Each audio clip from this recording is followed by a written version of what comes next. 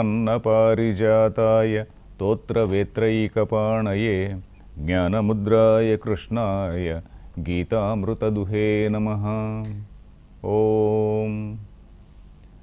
Dear friends, we are now trying to see what Gita is telling us, and we have so far covered about 8 episodes. In the last 8 episodes, we have seen Arjuna's anguish, his dilemma about whether he has to go ahead with war or not, and how he surrenders to Sri Krishna, and then how he says, "You are my guide, you counsel me, Shishyasteham, I am your Shishya, I am your disciple, teach me." That's what he said. Then Krishna started telling about various things and we have now entered this second chapter, which is a fairly big chapter, I told you, and second chapter gives the gist of various points which are going to be told in the rest of the chapters. So what we have seen in the last few episodes is about karma. Karma means a human activity. Karma does not mean say just coming to office and working in the office and taking salary, etc. Karma refers to various other activities like rituals, spiritual activities, rituals, etc., where a person performs a yajna and then he expects some punyam, etc., various types of actions, and also actions where an interaction with other people is involved, where you are able to do either harm or good to some other people. So where interaction with other people is involved, that is what is karma, where an ethical behavior is needed. So that activity is karma, because that ethical behavior is going to give us either some punya or some papam. So this management of human activity or regulation of human activity is an important task for any person who is concerned with the society. And so that is why the rishis, particularly in the Vedas, they talk about various types of actions, because unless a man is kept busy, we have got a saying in English, that is, an idle brain is a devil's workshop. So if you don't prescribe certain activities, there is no regulated activity in a society. Society will be functioning on its own pace. One fellow will be getting up at 6 a.m., another fellow will be getting up at 10 a.m. One fellow may respect elders, another fellow may not respect elders, another fellow may be doing something else. So there is a there is a sort of erratic behavior in the society, depending on in what category he is. And then there are certain things which are say occasionally which have to be performed, and then there are certain karmas which we ourselves try to do because of our desires, some desire driven activity. So that is what is kamya karma. So in the last 2 episodes I explained to you all these things. I will not repeat those things. So then karma, we also saw that karma is something which invariably gives fruit, gives a result. Fruit in the sense it gives a result. And what is the result? Because a human being does so many activities in one lifespan, there are so many results which will be following. And in order to experience or in order to enjoy or suffer the result of the action, one has to take up some other janma also, because in the same janma it may or may not be possible. So that is why we also accept the principle of punarjanma or rebirth. Why is say this punarjanma accepted? I was telling you in the last episode that almost half of humanity or more than half of humanity, that is the entire eastern countries, entire Asian countries, they do accept this principle of karma yoga and this karma siddhanta or karma doctrine. So I will again not go into that, I am just recapitulating. So now we will see what say further Krishna is going to say, because in the last episode we have come up to this shloka number 39 or so, where he said, so far I have told you about the Sankhya Buddhi, so far I have told you about what knowledge is, what Brahman is, what the supreme reality is. Now I am going to tell you this Yoga Buddhi. So that is what he says. And what is this yoga? Karma is something which is binding in nature. If it is binding in nature, then what is liberation then? Liberation is to get out of that bondage. Liberation is to break out of that cycle of birth and death, because karma is leading to say birth, and then again some karma, again some other birth. So it is an endless cycle. Liberation from our point of view is that where a person gains self knowledge, he realizes what his real self is, and then he gets out of this cycle of samsara. So that is how liberation has been defined. So we will now see that Krishna is going to say, he is going to ridicule this Svarga. He is actually ridiculing this Svarga, saying that in the next after the 39th shloka. So he actually says, Yamimam pushpitam vacham pravadantyavipaschitah Vedavada ratah partha. He calls them Vedavada ratah. People who are very, very happy with performing certain rituals which are mentioned in the Vedas. They are not bothered about knowledge. And then he says, Kamatmanaha swargaparaha. Kamatmanaha means those who are only desire oriented, desire driven. People are so filled with so many desires. And then they want this heaven, swargaparaha. They think that Swarga is the supreme thing. Then Kriya Vishesha Bakulam Bhogaishwarya Gatim Prati. So that is all something to do with Aishwarya, something to do with Bhoga. That is, Swarga, according to Krishna, is another place where there is an extension of physical pleasures. What all pleasures you are enjoying here, you are performing a ritual, you are doing some punya karma, and then you are going to some janma where you are enjoying the fruit of that karma, and you are never getting out of it. Then he also says, you come out of it. Any intelligent man has to come out of it. So he says, Traigunya Vishaya Vedaha Nistraigunya Bhavarjuna. This is shloka number 54. If you are having a text, you can see 2nd Adhyaya 54 shloka. Traigunya Vishaya Vedaha Nistraigunya Bhavarjuna. This Vedas, they only talk about this Traigunyam. Traigunyam is the world which is made up of the Sattva Guna, Rajoguna and Tamoguna. People are fighting among themselves with so many desires and whatnot. And then this is what Veda tells. Veda tells only about certain rituals, certain punya, etc., etc. You come out of it. Vedas does not, he is not ridiculing the Upanishads, he is ridiculing the karma portion. And then he says, Yavan artha udapane sarvatas samplutodake. The next shloka, that is 46th shloka. The earlier shloka which I read is not 54 but 45, sorry. 45th shloka. This is 46th shloka which I am now reading. He says, Yavan artha udapane sarvatas samplutodake tavan sarveshu vedeshu. This is a wonderful comparison. In fact, it is a really shocking statement coming from BhagavadGeetha.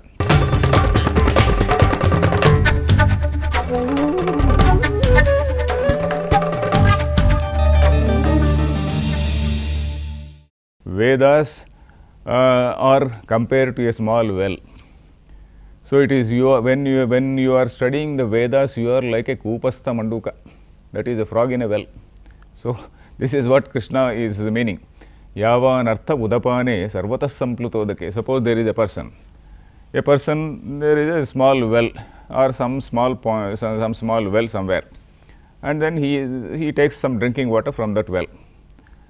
But then there is a situation where there is plenty of water everywhere, plenty of water in a very, very huge, fine water, good water lake.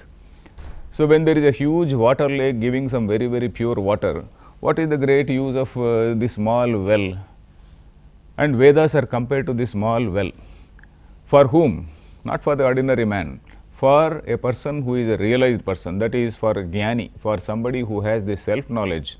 This is what all Vedas say is somewhat like a small pittance. He is at a higher level.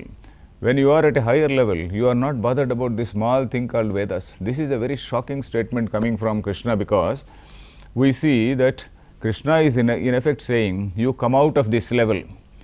Usually in any religion, what do they say? Oh, your text is so sacred, you can't go beyond the text.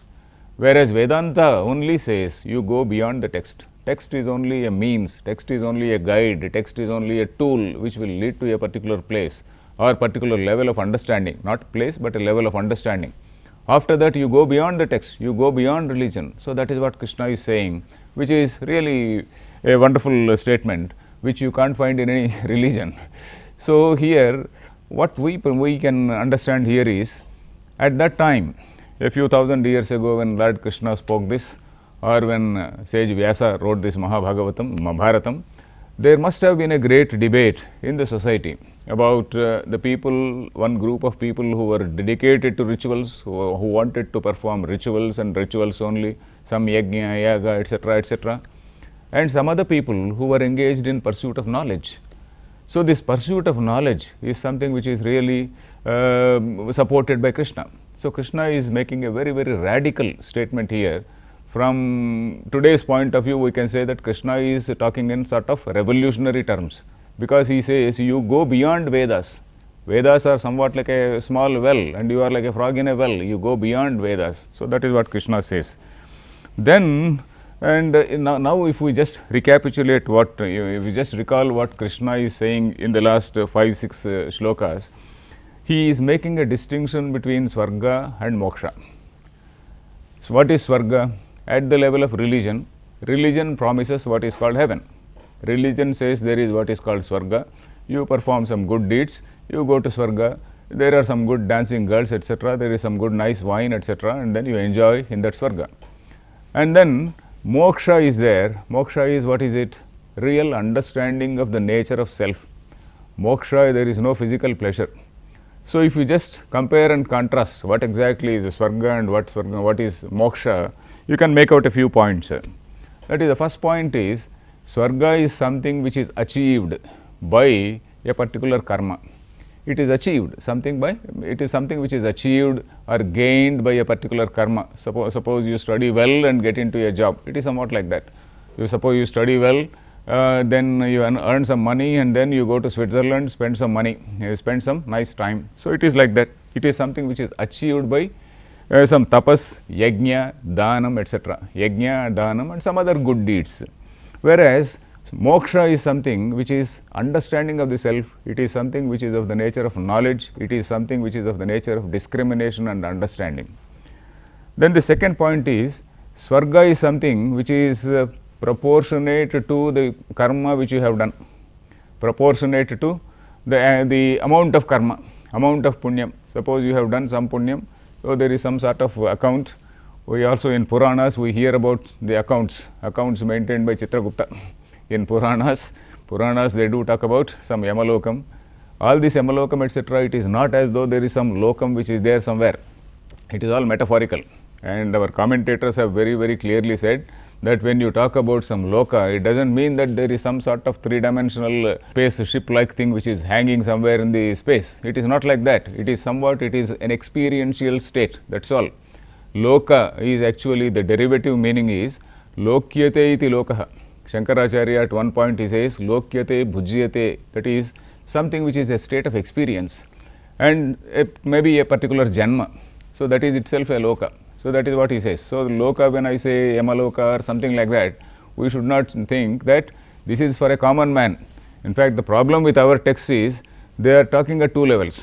One for a man who can understand at a higher level, and one for a common man who wants to know, who cannot understand things at a very subtle level, who can only understand things at a very small level, at the level of a story. So if you tell him that there is a Yamadharmaraja, if you tell him that there is a Chitragupta, there is somebody who is making an account, etc., he is happy. So here this Swarga is something, it is again a Puranic version. That is why Krishna is saying that is only for an ordinary man, you come out of it. So Swarga is something which is, it is a duration.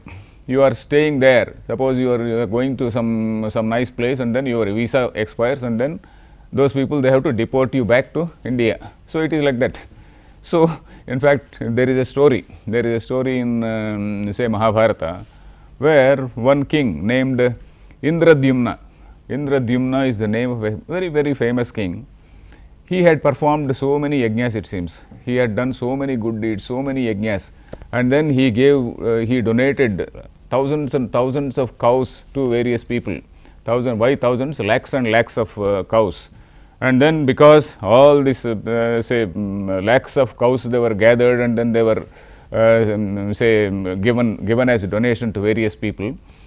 Because of the footsteps of those cows, a small pond. Why a small pond? A big pond, it seems. A big pond was formed because of the tramplings of those cows. So he had done such a nice thing. So he stayed in heaven for a long time, and when that duration was over, then somebody who was also maintaining some account in the Swarga, they pointed out, okay, your tenure is over. All this story is metaphorical. We don't think that it is all real and whatnot. So it is metaphorical. So then somebody said, yes, your tenure is over. But then this man started arguing, no, I have done so much of punya, so many yajnas I have done, I have to stay for a longer time. Then the matter went to some wise man, and there in the Swarga, and then that wise man suggested, okay, send 2 investigators to the ground. What they have to investigate is, if this gentleman's fame is still there on the on earth, then he can stay here for some more time. That is, you can stay in heaven as long as your fame and name are there on the earth. So 2 investigators came. They went all over. They asked all the longest living creatures at that time.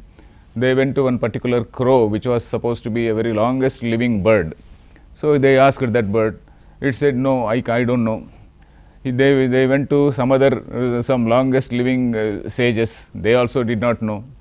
Then somebody else suggested, there is a particular lake in a particular place where there is a very, very old tortoise, and tortoise is said to have a very, very long life.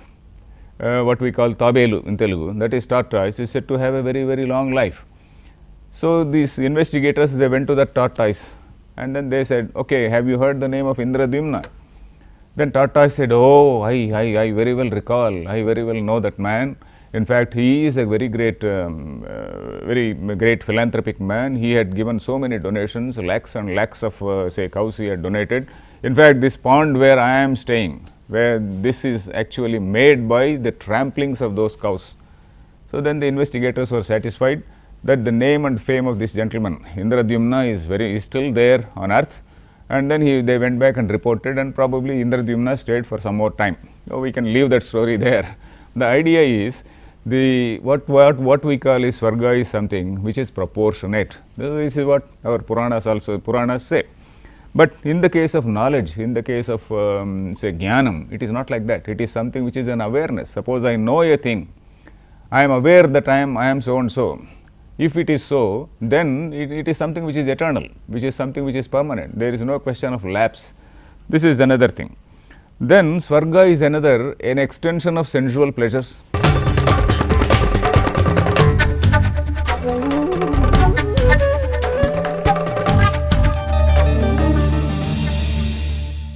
Krishna himself was saying, Kamatmanaha Swargaparaha.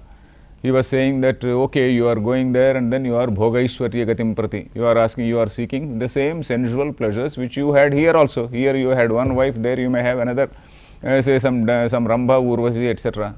So this is an extension of sensual pleasures.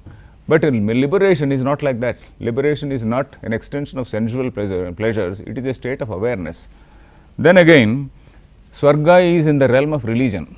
Religion means faith. Any religion, not only Hinduism or Buddhism or anything like that. Any religion, take any religion. It is a question of faith. It says, okay, this is our book. This is our book says you have to jolly well believe. Whereas liberation or knowledge, it is not a question of faith. It is a question of viveka. Viveka means it is a question of discrimination. It is a question of logical questioning and understanding. So this man who is going for the knowledge of self, he logically investigates. What Vedanta does is not religion. Vedanta, that is why Vivekananda said, Vedanta will be the religion of the future. That is what he said. Why? He did not say that Vedanta is something which is a matter of faith. He said Vedanta will be the religion of future because Vedanta is based on reasoning. It talks about who am I? In Vedanta, the very first question, you go to Ramana Maharshi, you go to Chinmayananda. If you have listened to the lectures of Chinmayananda, there is a very famous lecture, who am I? You can go to the YouTube and then search for Chinmayananda, that who am I? So a big lecture will come. So Chinmayananda's statements, they will be really so powerful. So Vivekananda said like that he was saying that he was only pointing out the difference between religion and say Vedanta. Vedanta is something which is logical in nature, which is a systematic investigation. In fact, that is the reason why many of the Western people, they were more interested in Vedanta. They are not interested in our Puranas, etc. They are interested in Buddhism. They are interested in Vedanta. The people who are, who have left their own religion. In fact, many intellectuals there, if we see, they have left their own religion and then they are now coming to Buddhism, they are coming to Vedanta, etc. Because here we don't talk about a particular God. We don't talk about a faith. You don't talk about, you have to believe in this. This is a total open thinking, free thinking. So we both in Buddhism and in Vedanta. The only difference between Buddhism and Vedanta is that Buddhism doesn't accept what is called a permanent thing, a permanent entity called Brahman or Supreme Consciousness. Brahma does not mean a person. We in Vedanta we accept there is something called a Supreme Consciousness, but then Buddhism says there is no such thing called eternally existing consciousness. Consciousness is something which is born and which dies, Kshanika Vijnana, that is what the Vijnanavada says. So, of course, we will not go into all those details. So, coming back to this difference, distinction between Swarga and Moksha, another point which we can see is Swarga is something at a ordinary level. Ordinary level means at a transactional level, at a common man's level, and this Moksha is something which is at the level of an absolute level or an intellectual level. So, that is what is the distinction between this Swarga and Moksha. So, having say talked about Krishna this limitations of this Swarga, then he goes on to say, okay, he has made a distinction between Swarga and Moksha. Then if one has to attain what is this Moksha, then what are the steps which you have to do? The first thing one has to do is to have cleaning of his own ego. In fact, what comes between us and proper understanding is our ego. So, one has to clean his ego, and how should one clean the ego, and how should one get out of this bondage of so long as one is doing this karma, so long as one is getting the fruit of that karma, so long as he is bound by the fruit of that karma, there is no escape from that. So, how to do this karma in a very intelligent way? So, this is the question.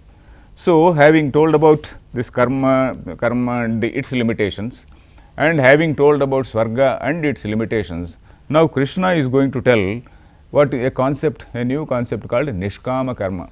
It is otherwise called Karma Yoga. Nishkama Karma. Nishkama Karma means without desire, desireless action, and then it is also called Karma Yoga.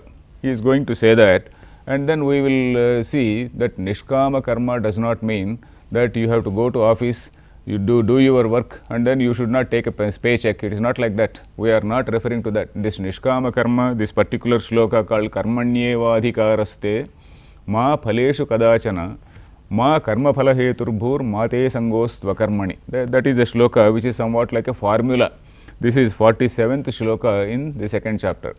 It is somewhat like a formula for this Karma Yoga, and this is the most misunderstood shloka. And some people, it seems somewhere in some texts, they have also deleted this shloka, saying that it is not in tune with modern thinking, thinking that you are asked to do some work and then you are asked not to expect the result. How can it be? You delete it. So, it was done in a very foolish way because of misunderstanding that the Gita is asking you to do some work and not get the result of it. So, here what he says is, Karmanya, he is telling a particular way in which you are performing an action, but then you are not getting the result of it. We are not referring to ordinary mundane action, we are talking about some ritualistic action. So, this is what we will see. We will continue in the next episode. We will see what this is in the next episode. Thank you. Om Krishnarpanamastu. Thank you.